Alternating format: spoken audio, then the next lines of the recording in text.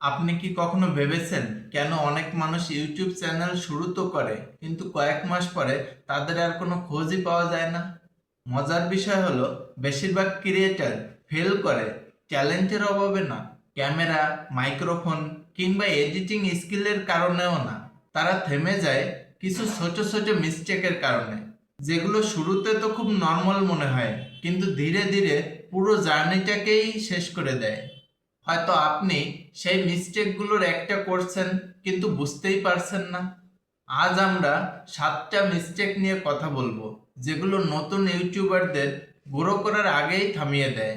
এই ভিডিওতে আমি কোনো শর্টকাট বা ওভারনাইট সাকসেসের গল্প বলবো না, বরং এমন 7টা কমন মিস্টেকের কথা বলবো যেগুলো নতুন ক্রিয়েটররা না বুঝেই বারবার রিপিট করে।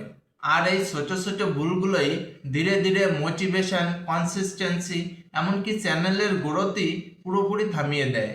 যদি আপনি নতুন ক্রিয়েটর হন কিংবা ক্রিয়েটর জার্নি শুরু করে থাকেন, তাহলে আজকের ভিডিওটি শেষ পর্যন্ত দেখুন। হয়তো এই একটা ভিডিওই আপনার অনেক সময়, ইফোর্ট আর ফ্রাস্ট্রেশন বাঁচিয়ে দিতে পারে। মিস্টেক নাম্বার 1, পারফেক্ট হওয়ার অপেক্ষা করা। মিস্টেক 1, পারফেক্ট হওয়ার অপেক্ষায় থাকা। নতুন ক্রিয়েটরদের সবথেকে কমন মিস্টেক হলো শুরু করার আগেই সবকিছু পারফেক্ট করতে চাওয়া। ভালো ক্যামেরা লাগবে, পারফেক্ট এডিটিং শিখতে হবে, লাইটিংটা ঠিক করতে হবে, তারপর ভিডিও আপলোড করব। সবকিছু পারফেক্ট করে তারপরে শুরু করব, এই চিন্তাটাই অনেক সময় সবথেকে বড় বাধা হয়ে দাঁড়ায়।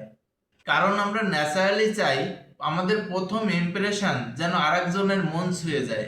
তাই প্ল্যানিং তো চলতেই থাকে, কিন্তু পাবলিশিং আর করা হয় না। সিম্পল ওয়ে, পারফেক্ট হওয়ার চেষ্টা না, প্রথমে কনসিস্টেন্ট হওয়ার চেষ্টা করুন। কিন্তু এর থেকেও বড় ভুল হচ্ছে মিস্টেক নাম্বার 2, কনসিস্টেন্সি ধরে রাখতে না পারা। অনেকেই খুব এক্সাইটমেন্ট নিয়ে জার্নিটা শুরু করেন। প্রথমে 1-2টা ভিডিও আপলোড হয় ঠিক টাইমে, তারপর ধীরে ধীরে গ্যাপটা বাড়তে থাকে। 1 সপ্তাহ, 1 মাস, তারপর চ্যানেলটাই যেন থেমে যায়। এর পেছনের একটা বড় কারণ হলো শুরুতেই নিজের মোটিভেশনকে প্ল্যান মনে করা। কিন্তু খেয়াল করে দেখুন, মোটিভেশন সব দিন একরকম থাকে না। যেদিন নিজের মোটিভেশন কমে যায় সেদিন কাজও বন্ধ হয়ে যায়। সিম্পল ওয়ে, মোটিভেশনের উপর না, একটা রিয়েলিস্টিক আপলোড শিডিউলের উপর ভরসা করুন। কিন্তু শুধু কনসিস্টেন্ট থাকলেই হয় না। এর থেকেও বড় ভুল হচ্ছে মিস্টেক 3, অডিয়েন্স না বুঝে কন্টেন্ট বানানো।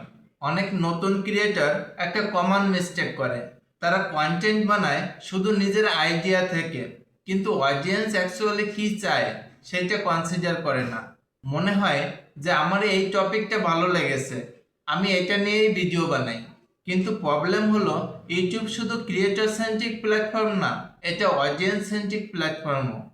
ভেবেছেন কি হোয়াই দিস হ্যাপেন? কারণ শুরুতে আমরা নিজেদের এক্সাইটমেন্টকেই অডিয়েন্স ডিমান্ড মনে করি, কিন্তু এই দুটো এক জিনিস না। Simple way, always content create করার আগে ভাবুন, আমি এটা নিজের জন্য বানাচ্ছি নাকি কোনো অডিয়েন্সের প্রবলেম সলভ করার জন্য বানাচ্ছি। That's enough. আরেকটা বড় মিস্টেক হলো ট্রেন্ড শেষ করে ডিরেকশন লস করা। অনেক নতুন ক্রিয়েটর শুরুতে কয়েকটা ভিডিও বানায়, তারপর দেখে কোন টপিকটা ভাইরাল হচ্ছে, আর ইমিডিয়েটলি সেই ডিরেকশনে চলে যায়। একদিন মোটিভেশন, নেক্সট ডে কমেডি, তারপর টেক, তারপর আবার র্যান্ডম ব্লগ। এভাবেই কন্টেন্টে কোনো ডিরেকশন থাকে না। Why this happen? কারণ আমরা ভাবি ভাইরাল কন্টেন্ট মানেই গ্রোথ, কিন্তু সত্যিটা হলো ভাইরাল ভিডিও অডিয়েন্স আনতে পারে, কিন্তু কনফিউজড চ্যানেল সেই অডিয়েন্সগুলোকে ধরে রাখতে পারে না। সো একটা ক্লিয়ার নিশ বা ডিরেকশন ধরে রাখুন, তারপর সেইটার ভিতরেই এক্সপেরিমেন্ট করুন। এখন পর্যন্ত যে 4টি মিস্টেক নিয়ে কথা বললাম সেগুলো খুবই কমন। নতুন ক্রিয়েটররা বারবার এই ধরনের মিস্টেক করতেই থাকে। এর পরের 3টা মিস্টেক একটু ডিফারেন্ট। এগুলো দেখতে একটু ছোট লাগে, কিন্তু বেশিরভাগ ক্ষেত্রে এগুলোই নতুন ক্রিয়েটরদের গ্রোথটাকে স্লো করে দেয়, এমনকি কিছু কিছু সময় তো একেবারেই স্টপ করে দেয়। মিস্টেক নাম্বার 5, অ্যানালাইটিক্স না দেখে ব্লাইন্ডলি কন্টেন্ট বানানো। অনেক নতুন ক্রিয়েটর আছেন যারা ইউটিউবের ভিডিও বানান আর আপলোড করেন, কিন্তু কখনোই অ্যানালাইটিক্সটা চেক করে দেখেন না। কোন ভিডিও ভালো পারফর্ম করছে, কোথায় অডিয়েন্স ড্রপ হচ্ছে, কোন টপিকটা কাজ করছে, এই জিনিসগুলোই ইগনোর করেন। কারণ শুরুতেই মনে হয় কন্টেন্ট বানানো আর আপলোড করাই মেন কাজ, ডেটা দেখা এক্সট্রা কাজ। কিন্তু রিয়েলিটি হলো ডেটা ছাড়া গ্রোথটা আপনি বুঝতে পারবেন না। সিম্পল ওয়ে, প্রতি সপ্তাহে অন্তত বেসিক অ্যানালাইটিকটা চেক করুন, বোঝার চেষ্টা করুন অডিয়েন্স কি রেসপন্ড করছে। মিস্টেক 6, ফিডব্যাক ইগনোর করা। অনেক নতুন ক্রিয়েটররাই একটা সময় এসে ফিডব্যাক নেওয়া বন্ধ করে দেয়, কিংবা যদি নেয় তাও সিরিয়াসলি নেয় না। কেউ কমেন্টে কিছু বললে ইগনোর করে দেয়, কিংবা ধরে নেয় যে আমি ঠিক ডিরেকশনে আছি। Why this happen? কারণ ইগো না হলেও একটা কমফোর্ট জোন নিউ ক্রিয়েটরদের তৈরি হয়ে যায়, যেটা থেকে বের হতে মন চায় না। নিজের কন্টেন্টকে খারাপ দেখতে মন চায় না।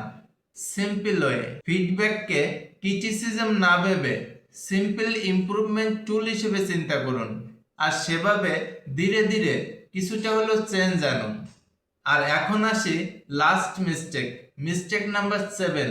আমার কাছে মনে হয় সবচেয়ে সিরিয়াস মিস্টেক এটা, টু আর্লি কোয়াইট করা। অনেক নিউ ক্রিয়েটররা প্রথমে কয়েকটা ভিডিও আপলোড করেই মনে করেন ভিউজ আসছে না, আমার ভিডিও কেউ দেখছে না, না কিছুই হচ্ছে না, মেবি ইউটিউবটা আমার জন্য না। তারপর ধীরে ধীরে কনসিস্টেন্সি কমে যায় আর এক সময় চ্যানেলটাই ছেড়ে দেয়। Why this happen? কারণ আমরা আজকের দিনে ইনস্ট্যান্ট রেজাল্টটা এক্সপেক্ট করি। সবাই নিজেকে ভাইরাল হিসেবে দেখতে চায়, কিন্তু স্লো গ্রোথ প্রসেসটাকে কেউ অ্যাকসেপ্ট করতে চায় না। কিন্তু সত্যিটা হলো বেশিরভাগ সাকসেসফুল ক্রিয়েটরদের আপনি যদি প্রথম দিকের ভিডিওগুলো দেখবেন সেগুলোতে খুব একটা ভিউ আসতো না। তারপরেও তারা কন্টিনিউ করেছে আর আজকে তারা রেজাল্ট পেয়েছে। আর্লি রেজাল্ট না পেলেও স্টপ না করে নিজের কনসিস্টেন্সিটা ধরে রাখুন। এখন যদি পুরো ভিডিওটা একসাথে সামারাইজ করি, তাহলে দেখবেন এই 7টা মিস্টেকের ভিতরে একটা কমন প্যাটার্ন আছে। আমরা সবাই সামহাউ গ্রোথ চাই, কিন্তু প্রসেসটাকে ইগনোর করি। সো গ্রোথের জন্য কমপ্লিকেটেড কিছু না, জাস্ট সিম্পল কিছু বিষয়ের উপরে ফোকাস করা দরকার। কনসিস্টেন্সি মেনটেন করা, নতুন কিছু শেখা, প্রতিদিন ছোট ছোট ইমপ্রুভমেন্ট আনা, পেশেন্স রাখা, আর রেগুলার কন্টেন্ট পাবলিশ করা। এগুলোই লং টার্মে গেম চেঞ্জ করে দেয়। ইউটিউব কোনো স্প্রিন্ট না, এটা ম্যারাথন। সো প্রেশার নিয়ে না, শান্ত মনে জার্নিটা বিল্ড করুন, কারণ সোলো গ্রোথই অ্যাকচুয়ালি রিয়েল গ্রোথ হয়। যদি এই ভিডিওটা হেল্পফুল মনে হয় তাহলে একটা সিম্পল লাইক দিতে পারেন। আমি অন্তত বুঝবো যে না, আমি ঠিক ডিরেকশনে আছি। আর যদি এই টাইপের ভিডিও আপনি রেগুলার দেখতে চান, তাহলে এই চ্যানেলটিকে সাবস্ক্রাইব করে রাখতে পারেন। কমেন্ট করে জানাতে পারেন এই 7টা মিস্টেকের মধ্যে কোন মিস্টেকটা আপনার সাথে সবথেকে বেশি রিলেট করে। Remember, consistency is everything. Thank you.